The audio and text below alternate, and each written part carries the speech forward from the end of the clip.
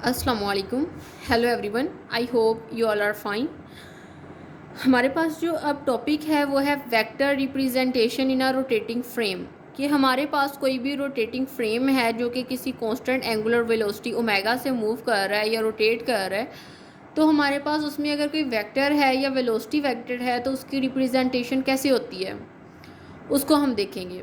अब rotating frame आपको मैंने बताया कि कांस्टेंट एंगुलर वेलोसिटी ओमेगा से मूव करेगा। इंट्रोडक्शन में देखते हैं कि one of the most important feature that distinguishes most flows in fluid dynamics from those in ocean dynamics is the rotation of the earth. कि हमारे पास मोस्ट इंपॉर्टेंट फीचर जो है जो कि डिस्टिंग्विश करता है फ्लूइड डायनेमिक्स को ओशन डायनेमिक्स से, वो हमारे पास अर्थ की रोटेशन है। अब रोटेशन ऑफ अर्थ जो होती है, मतलब अर्थ की रोटेशन है, उसका इम्पैक्ट है हमारे पास जो भी हमारे पास गल्फ स्ट्रीम्स हैं, टिपिकल ह्यूरिकेन्स हैं, या इसके अलावा हमारे पास मतलब और भी बहुत से फैक्टर हो जाते हैं। तो अर्थ की जो रोटेशन है इन सब को इम्पैक्ट करती है। ठीक है, तो वो इस तरह से हमारे पास अगर हम उसको मतलब देखें कि जो हमारे पास जो अर्थ है वो किस कांस्टेंट एंगुलर वेलोसिटी ओमेगा से मूव कर रही है, और अगर हम उसके कोरिस्पोंडिंग उसमें जो इक्वेशंस ऑफ मोशन बन रही हैं हम उसको मॉडिफाई करें, या हमारे पास जो डिफरेंट टर्म्स होती हैं हम उनको मॉडिफाई करें, तो हम उसको basically in a better way deal कर सकते हैं। ठीक है, बजाय इसके कि हम जो पहले इक्वेशंस ऑफ मोशन करते थे फॉर नॉन एक्सेलरेटिंग और you can say inertial frames के लिए, तो वो इस चीज़ को मॉडिफाई मतलब इस चीज़ को वो डील नहीं कर सकती, क्योंकि इसमें हमारे पास हमें रोटेशन को भी डिफ़ाइन करना पड़ेगा। तो इसके लिए हमारे पास कुछ टर्म्स होंगी जो कि ऐड हो जाएंगी इक्वेशंस ऑफ मोशन में। अब वो कहता है कि nearly all of the measurements that we routinely make of observable quantities such as velocity, salinity, pressure, acceleration etcetera should be transformed in a rotating frame. Obviously कि हमारे पास जब हम हर चीज़ को हम वेलोसिटी को देखते हैं, हम salinity is basically the amount of salt in the sea water, और ये अमाउंट ऑफ सॉल्ट है सी वाटर में वो भी बड़ा इम्पैक्ट करती है। ठीक है, तो मतलब इम्पैक्ट होता है उसका, जो हमारे पास समंदर हैं वो मतलब बर्फ़ जब जम जाती है तो सैलिनिटी की वजह से वो बर्फ़ की क्या लेयर है, उसके अलावा मतलब जो उन एरियाज़ में हवाएं चलती हैं, और उसके अलावा अर्थ की जो रोटेशन है वो बड़ा एक दूसरे के साथ इंटरलिंक करती हैं चीज़ें। अब वो कहते हैं we will describe the extra terms that need to be added to the equations of motion.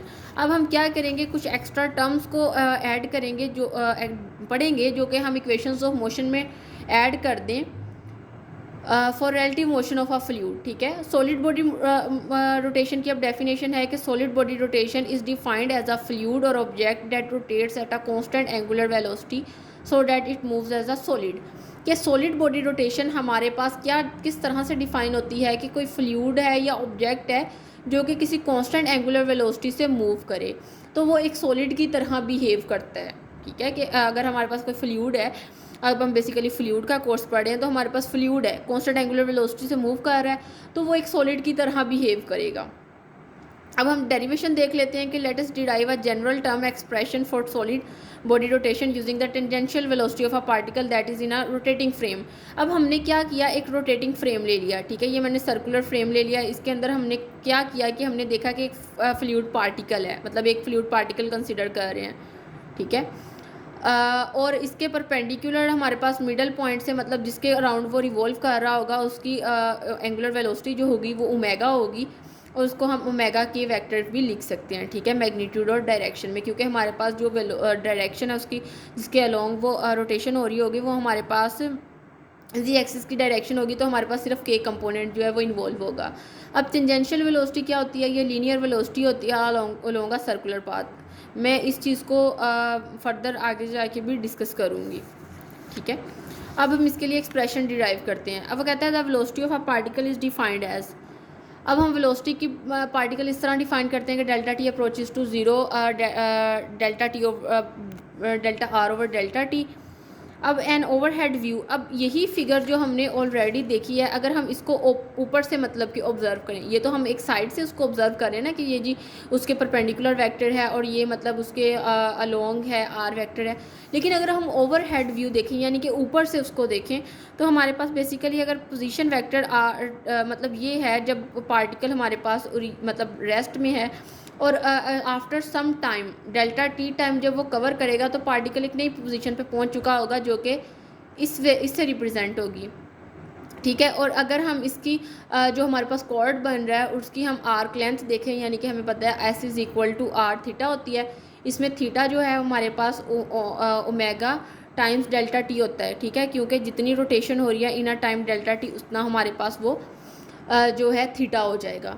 और आर हमारे पास मतलब जो रेडियल जो कंपोनेंट होगा, मतलब उसके अराउंड जो पोजीशन वेक्टर होगा, और डेल्टा आर मैग्नीट्यूड हमारे पास बेसिकली एस को रिप्रेजेंट करेगा। वो कहता है कि we can see from above figure that the arc length of the particle for a given time interval is obviously as I discussed earlier कि this is the arc length. अब हमें पता है कि S is equal to R theta होता है और मैंने वो एक्सप्लेन भी कर दिया। एंड द नॉर्मलाइज्ड डायरेक्शन, अब normalised direction basically is this one, ये हमारे पास नॉर्मलाइज्ड डायरेक्शन होगी। मतलब नॉर्मलाइज्ड डायरेक्शन यानी कि नॉर्मल यूनिट वेक्टर हम किस तरह से फाइंड कर सकते हैं, वो हमारे पास राइट हैंड रूल से फाइंड होगा कि नॉर्मल वेक्टर हमारे पास क्रॉस प्रोडक्ट ओवर उसकी मैग्नीट्यूड्स के इक्वल होता है, ठीक है। अब आपको पता है कि जो मैंने डिवीजन में उसके बटे में लिखा है उसको जस्ट ओमेगा और आर लिख दिया है, वेक्टर्स नोटेशन नहीं डाली, डेट मीन्स के दीज आर इट्स मैग्नीट्यूड्स।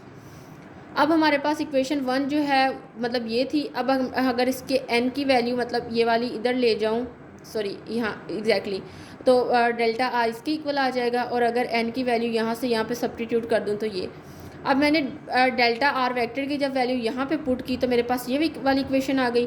और यहाँ से मैं डेल्टा आर वेक्टर मतलब हमारे पास डेल्टा आर वेक्टर मैग्नीट्यूड बचा, उसकी वैल्यू हम ऑलरेडी इक्वेशन हमारे पास जो थी, if I can show you या this one and then this one, ये वाली इक्वेशन हम जब उसमें सब्स्टिट्यूट करेंगे तो हमारे पास कुछ ये फॉर्म आ जाएगी। So the velocity of a solid body rotation is given by, तो हमारे पास वेलोसिटी इस तरह से गिवन होगी, यानी कि कुछ सम कैंसिल आउट होंगी और ये आ जाएगी। अब वो कहता है कि equation 2 will be of use for deriving how the equations of motion is modifying for objects in a rotating coordinate system, यानी कि हम ये जो इक्वेशन हमारे पास आई है हम इसको मतलब डिराइव करने के लिए यूज़ करेंगे ऑब्जेक्ट्स को, मतलब equations of motion rotating objects के लिए, रोटेटिंग सिस्टम के लिए या रोटेटिंग फ्रेम ऑफ रेफरेंसेस के लिए। अब कुछ रिमार्क्स मैंने ऐड किए हैं कि any object that moves with constant angular velocity behave as a solid, normalised direction and unit vector is a vector perpendicular to both R and rotation vector, यानी कि रोटेशन वेक्टर और are के ये normalised vector जो है वो perpendicular होगा।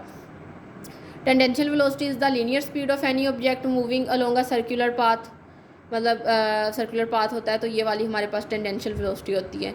और इसी तरह से omega is equal to mega time के unit vector because only G X is involved in rotation, all other are zero, यानी कि तमाम वेक्टर मतलब हमारे पास आई और जे कंपोनेंट्स जो ज़ीरो होंगे, रोटेशन अलोंग जी एक्सिस होगी, that's why only this one is non zero, ठीक है। तो ये हमारा टॉपिक था जिसमें हमने देखा कि वेक्टर रिप्रेजेंटेशन जो है वो रोटेटिंग फ्रेम में किस तरह से होती है, तो आप इसको देख लीजिएगा। Thank you so much.